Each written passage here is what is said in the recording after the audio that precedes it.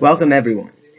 Yesterday, we spoke about we're in the middle of the 37th chapter in the Tanya, and we've been speaking about how the Jewish people are compared to a tree that brings life into the world.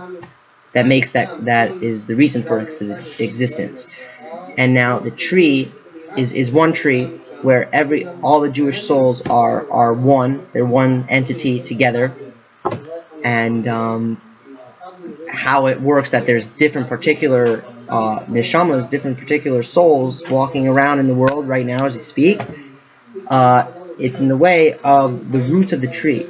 So in the Torah it says how there are 600,000 general Jewish souls. So these are the 600,000 roots of this tree that makes up the entire Jewish people. But we have the question that how can it be that there's more than, thank God, 600,000 Jewish people in the world today, right now. So we say that those roots are also, they branch off into more roots that branch off into more particular Jewish souls, that each one is one particular soul. So we continue, Kol nitzitz, every single spark, meaning of the soul. It did not descend down into this world in order to fix and elevate itself. Rather, it came to fix the body and the vitalizing soul within every person, according to what the Alter Rebbe is going to say further on. And since the Alter Rebbe mentions here that the descent of the soul into this world, into a body, he interrupts this whole thing in order to emphasize the importance, the greatness of the descent with regards to the soul.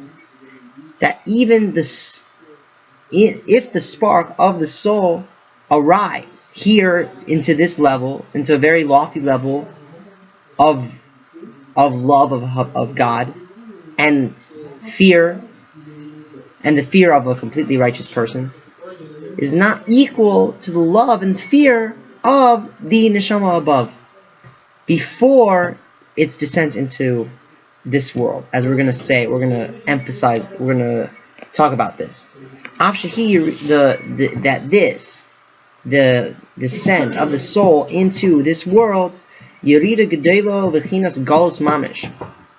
It's a very, very great descent and a very great exile for the soul. That in the soul's descent into a physical body, that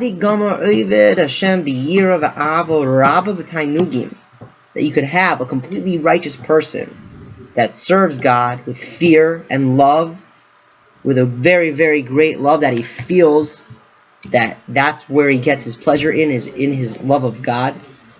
This is a very great level in love and fear. That this person, that the person's soul does not arrive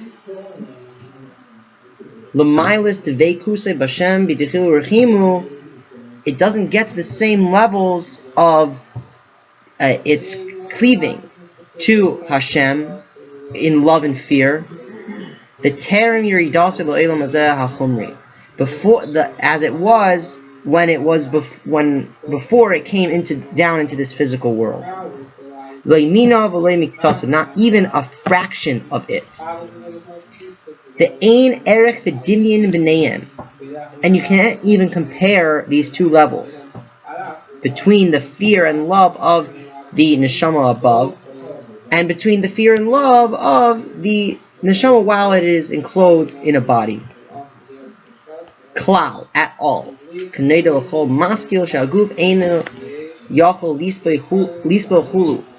That every thinking person knows that a person's physical body is not able to withstand these levels, this fear, this great fear and love that the neshama experiences above.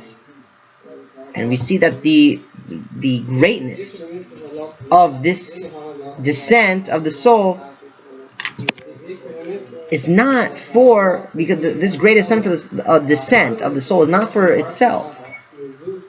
Because if it was for itself, it would be much better off above as it was before.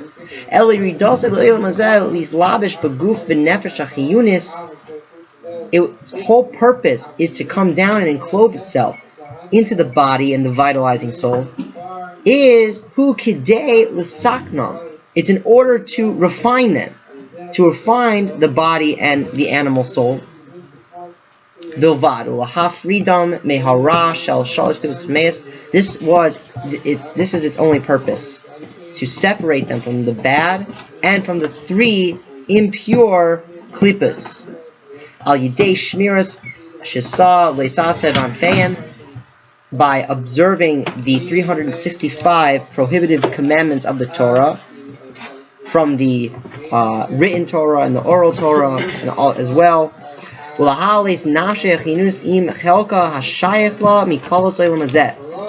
it's to elevate its vitalizing soul with its portion that's related to the entire creation of the world.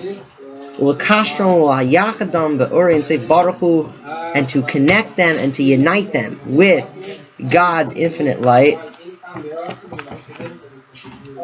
Asher yamshich bahem al yidei ki'umes kol ramak mitzvahs aseh b'nafshech hinus, through doing all of the 248 positive commandments with the vitalizing soul. Shehi hamikayemes kol mitzvahs ma'asis k'nis kol el, that the vitalizing soul within a person is what does all of the action-related mitzvahs. And in this chapter, as we mentioned above in this chapter, that the godly soul is not able to fulfill the mitzvahs that is done in a physical body.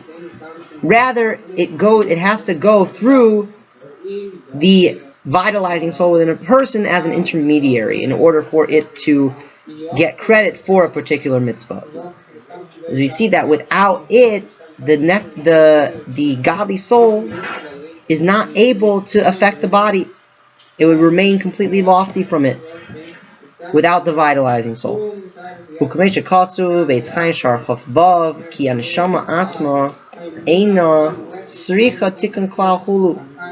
That it writes in the Kabbalah that the soul itself does not need any refining at all. And it does not need to enclose itself in this body, or in this world, in a physical body and animal soul. And it's only it's only in order to draw down godly light, in order to refine the body and the animal soul that it encloses itself into. And this is literally the example of the secrets of the exile of God's divine presence, to refine the sparks.